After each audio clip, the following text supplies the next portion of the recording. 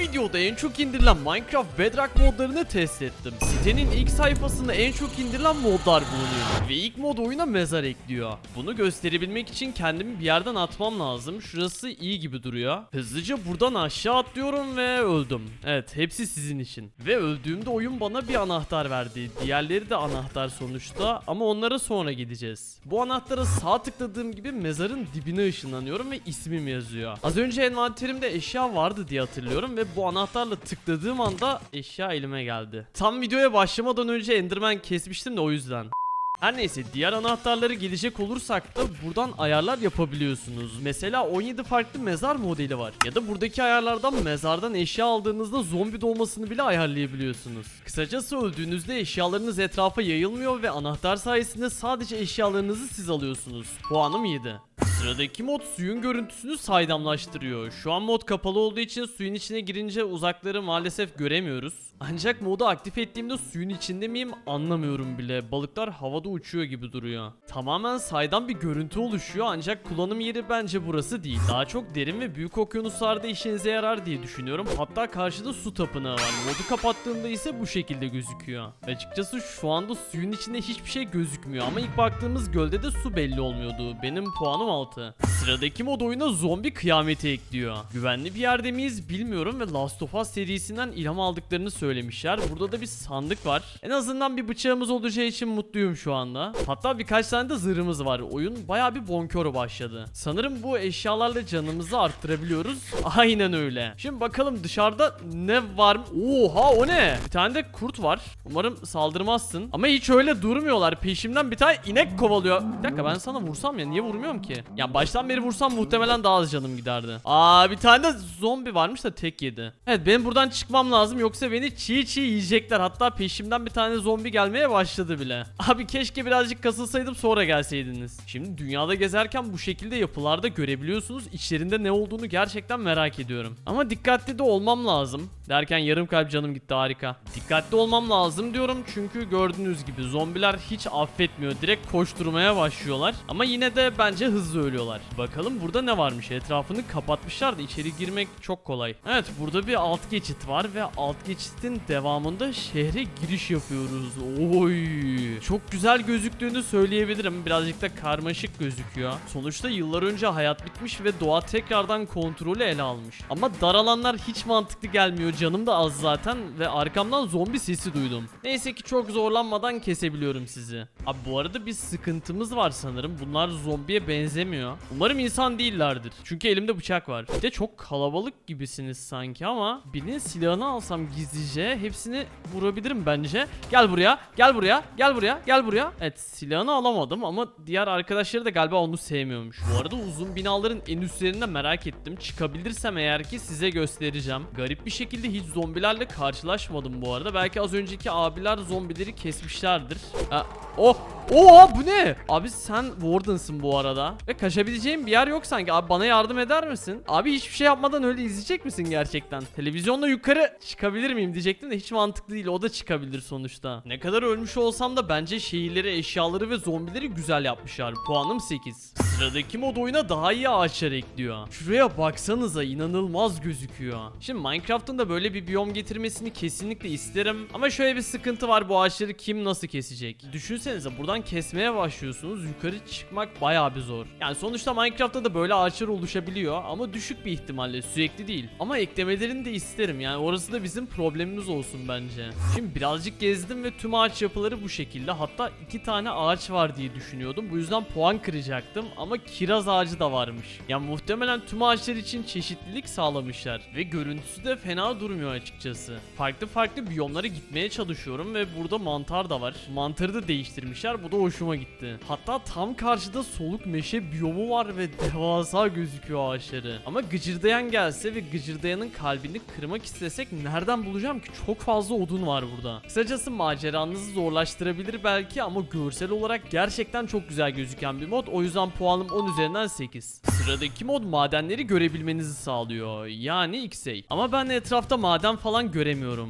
Oha, oraya ne olmuş lan? Evet, oldukça garip duruyor ve bazı madenlerde gözüküyor. Neyse, ben aşağı doğru kazmak istiyorum da bir saniye. saniye, aşağıda su var. Blokların çoğu gözükmüyor ve garip bir görüntü var. Mesela tam olarak şurada kömürlerle demirler varmış. Bakalım, yanlarına doğru gidiyorum yavaşça. Ve gerçekten de demiri almayı başardık. Bunun dışında XE ile alakalı ne anlatabilirim diye düşünüyorum. Aklıma herhangi bir şey gelmiyor. Normal XE modu işte. Sadece etrafın bu şekilde gözükmesi hiç hoşuma gitmedi. Java'daki XE modlarında böyle problemler yok. O yüzden biraz puan kıracağım. Puanım 6. Sıradaki mod oyuna harita ekliyor. Bu sayede dünyayı rahatça keşfedebiliriz demek isterdim. Ancak bu kadar gözüküyor haritada ve ben daha fazlasını zaten chunklarımı arttırarak görebiliyorum. Yani eğildiğimde birazcık daha büyüyor tabii ki de ama aynı yeri daha fazla büyütüyor, o kadar. Kırmızı olarak gösterdiği şeyler de hayvanlar bu arada. Onları anlık olarak güncelliyor.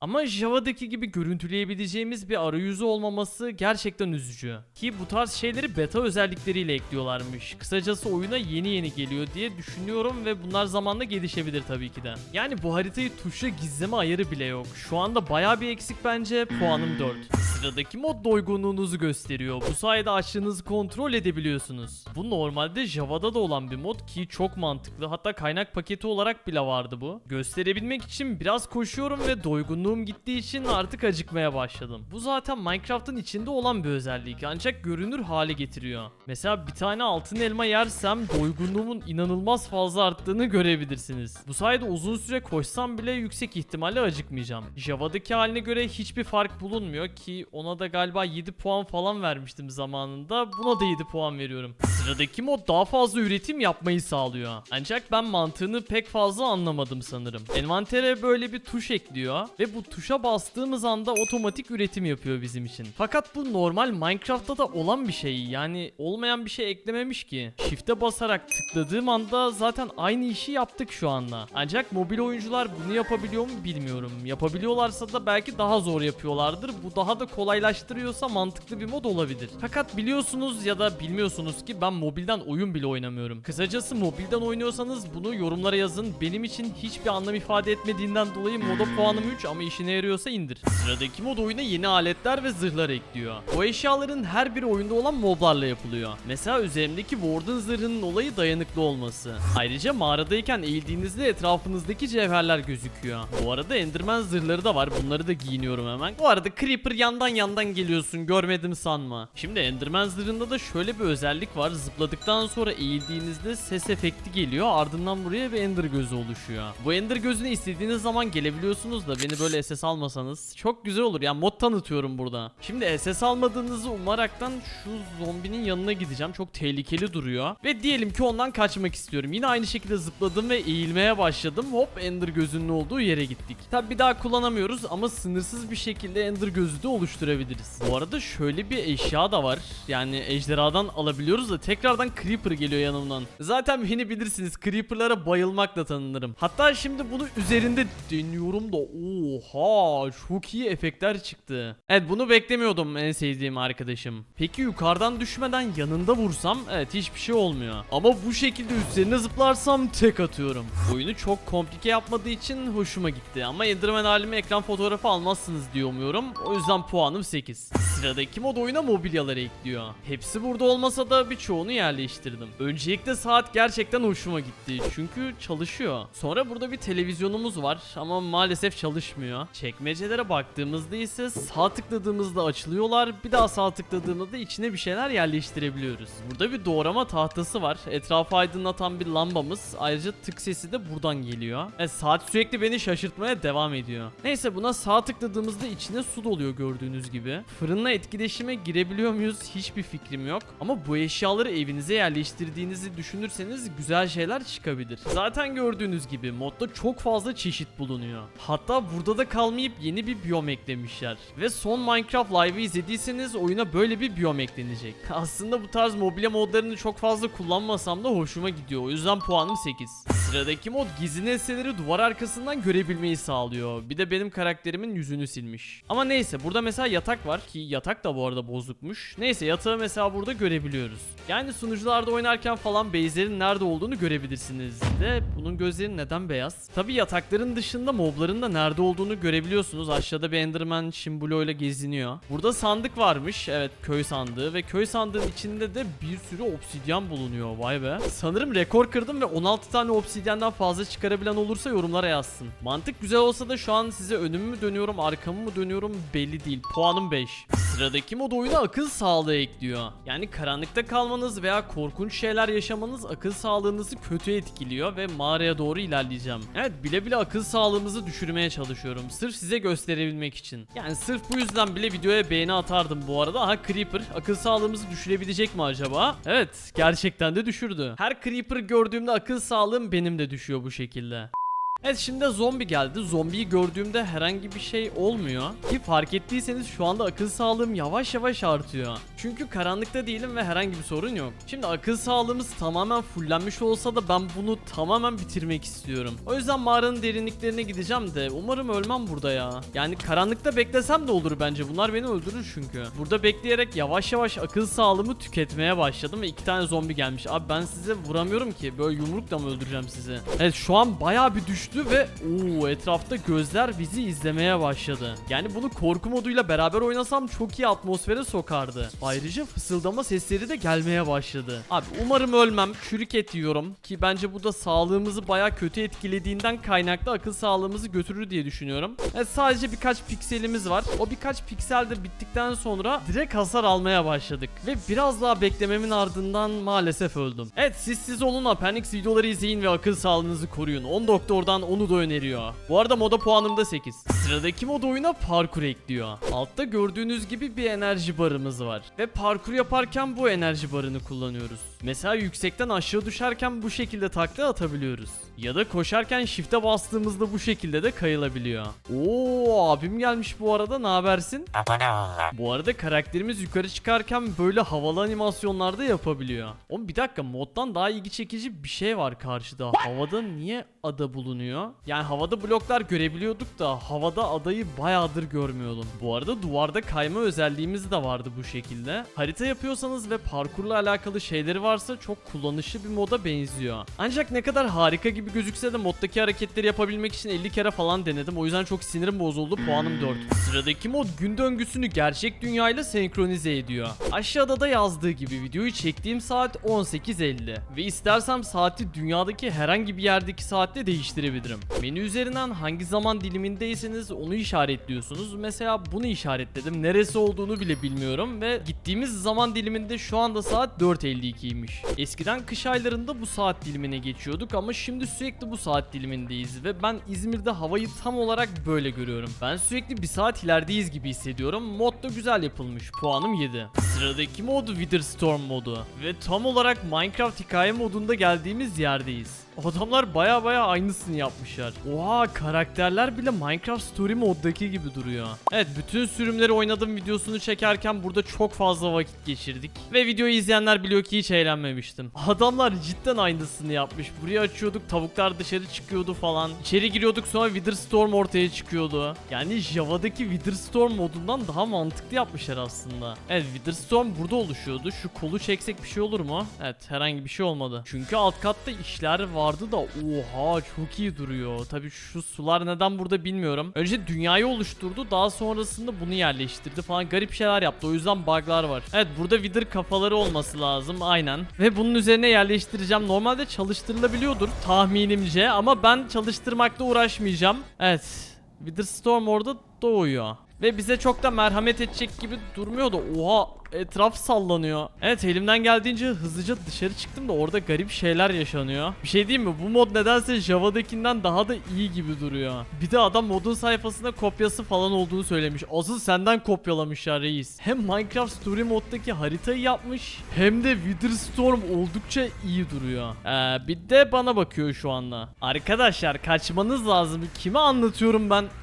Oha, gelmiş. Kaçıyorlar mı peki? Yani kaçmaya çalışıyorlar gibi de biraz sıkıştılar sanırım. Aynı Minecraft Story moddaki gibi tam olarak buraya geldi. Tabi orada portala girip kaçıyorduk da burada öyle bir şey yapmayacağız tabii ki de. Ona doğru yaklaştığımızda ekran titremeye başlıyor ve oha, bir dakika, sakin olur musun? Abi bu çok güzel bir mod bu arada. Henüz tamamını oynamamış olsam da kesinlikle ilgimi çekti. O yüzden puanım 10. Sıradaki mod Benten modu ve Omnitrix kolumda bu şekilde gözüküyor. Sağ tıkladığımda karakter seçebiliyorum. Ben ne oldum şimdi? Oğlum çok havalı duruyor lan. Peki benim özel güçlerim var mı? Mesela kırmaya çalışsam etrafı.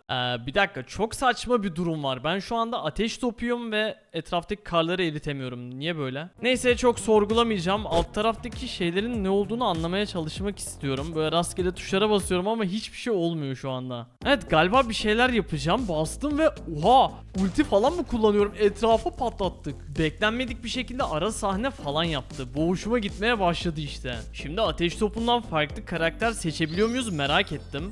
Soru işareti var. Sonra başka ne var? Bunun ne olduğunu bilmiyorum. O kadar küçük ki ya oyuna eklenmemiş karakterler ya da onları keşfetmemiz lazım. Bilmiyorum ama buna bastığımda 4 kola dönüştük. Haliyle çok daha yukarıya zıplayabiliyoruz. Ve özelliklerden birini kullanmak istiyorum.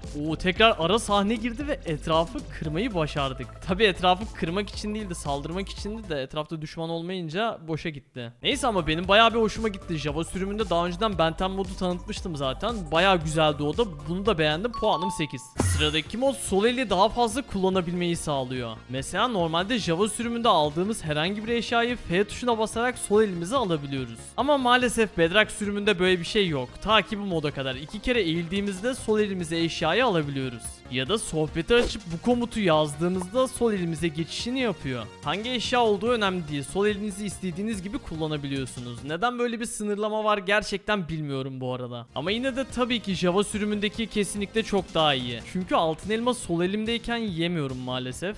Bu da modun işlevini bayağı bir düşürüyor açıkçası. Ama bildiğim kadarıyla Bedrock sürümüne bunun resmi desteği gelecek. Yani umarım.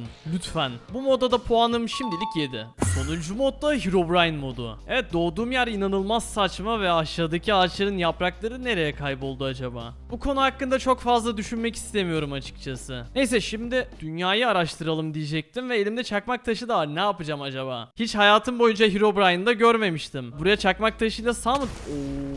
Selam. Herobrine oyuna katıldı ve etrafı sis kapladı. Ya muhtemelen sorun olmaz. Sadece etrafı sis kapladı ve karşıdan zombiler geliyor. Evet, bu modda acaba farklı garip şeyler yaşayacak mıyız? Etrafı göremediğim için çok garip gözüküyor uzaktaki cisimler. Evet, dünyada boş boş geziyorum ama herhangi bir şey olmadı. Sadece bizi izleyecek mi acaba? Öyle Herobrine modu mu olur ya? Java'da öyle bir mod vardı ve çok sıkıcıydı. Bize saldırmıyor. Sadece uzaktan bizi izliyor. Dünyamızı da çökertmiyor. Ben ne anladım öyle Herobrine modundan. Ayrıca şu an inanılmaz rahat bir şekilde etrafta takılıyorum. Hiçbir eşyam da yok. Acaba şu moblara falan saldırsam bir şeyler yaparlar mı? Evet. Hiç umursamadan gidiyorlar. Zaten bu tarz modlar beni korkutamıyor ve hiç korkutmak için de çabalamıyor şu anda. Çok sinirimi bozmaya başladı. Aslında güzel de bir başlangıç yapmıştık. Ama şimdi benim karakterimin karnı acıktı ve bu şekilde gezemem. O yüzden öleceğim ve tekrardan aynı yerdeyim. Totemini falan mı yok etsem acaba? Onu kızdırabilir miyim ki? Evet, yaklaşık 5 dakikadır etrafta geziyorum ama hiçbir şekilde Herobrine'e rastlamadım maalesef. Belki Herobrine'in çıkması için bayağı oynamamız gerekiyordur. Merak ediyorsanız yorumlara yazın. Ekrana çıkan videolarımı da izleyebilirsin. Hoşça kal.